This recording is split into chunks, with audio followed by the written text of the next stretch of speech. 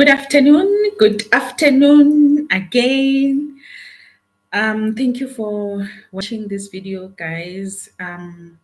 This is Tinyiko Motileni, your leadership specialist for women who are leading in the male-dominated industries, coming live from South Africa. Okay, so today it's day 3 of the challenge, and I want us to talk about understanding the difference between being mentored and being instructed. Those two words, there's a thin line between those two words. And when I started in my male dominated industries, I didn't understand, I didn't understand and differentiate those two words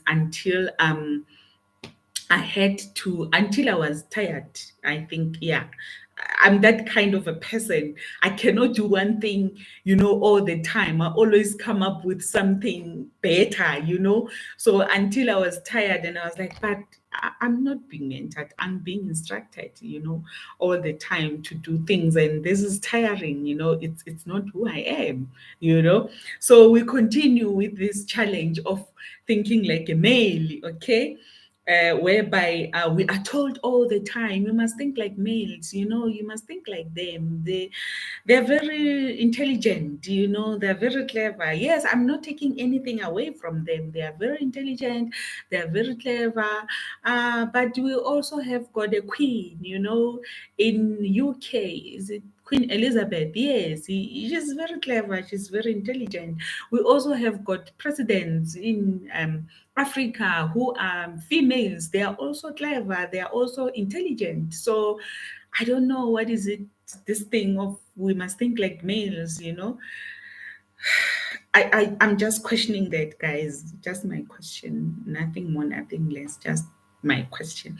And I need you to help me to solve that challenge, of thinking like males. All right.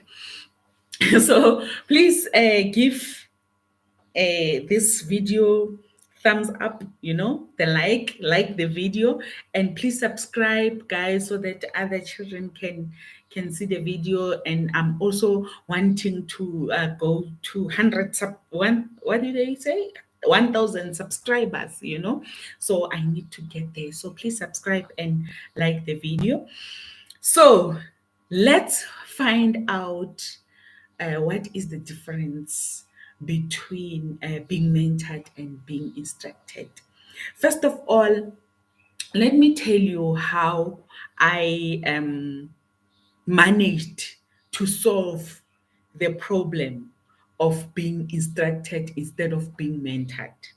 Okay, so if you watched the first two day 1 and day 2 of the challenge, you will understand that I've always been against against being a shadow of my leader, who would be saying he's mentoring me. I've always had a challenge with that, and I've always been skeptical of going against the stream of who I am. So I've explained that in the first 2 days of the challenge. And today I want to help you understand the difference between how I solved the challenge of being mentored, of being instructed instead of being mentored.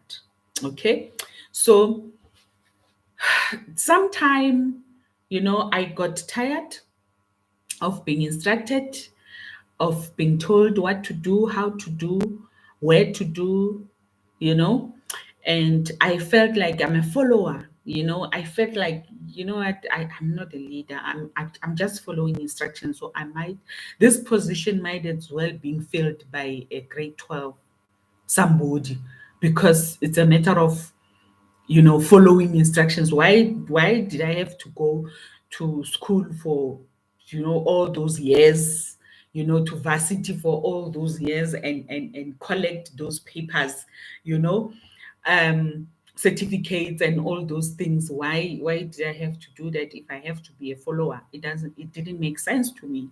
Okay, so I started coming up with um, a strategy whereby I went when I go to my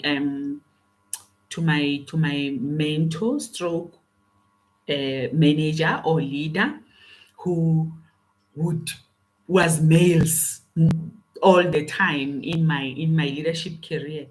I would go to them with um, an understanding that they would give me a chance to come up with my implementation process.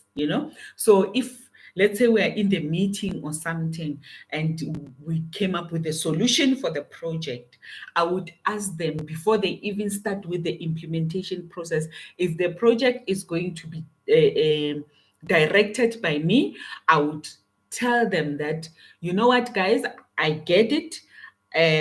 This is the solution that is needed. So I will do the implementation process by myself. I need the chance. And at first they were skeptical because they they didn't think that I can come up with the grade A implementation process, the effective and the simple to the point implementation process. They were skeptical about that. But my first my first project, the implementation process was on point, and I even made sure that the time frame, I reduced the time frame that they've put, you know as the solution, of the project. So it was on point. It was it did everything. It did every justice that I needed to show them that I'm a leader. I can do this. Okay. So then my male mentors got used to me. They knew that when they come up with a solution, they mustn't tell me how to do it. I would come up with my way of how I can reach to that solution. Okay. So that what helped me to make sure that I make them understand that I don't want to be instructed, I want to be mentored. And mentorship, for me, it was like, I need them to give me guidelines. They need to give me a guidebook. They don't have to give me an instruction book. So that's how I make them. I just want to check if I've spoken about everything. So that's how I came up with, a way of making them understand that I don't want to be a follower. I don't want to be instructed all the time. Give me a chance to think out of the box, or to think as if there's no box. So I had to tell them to give me a chance to make decisions, to be innovative, to grow my leadership by making sure that I am taking the implementation process into my own hands. And I'm not afraid to implement according to the way I think things must happen. So, guys, it was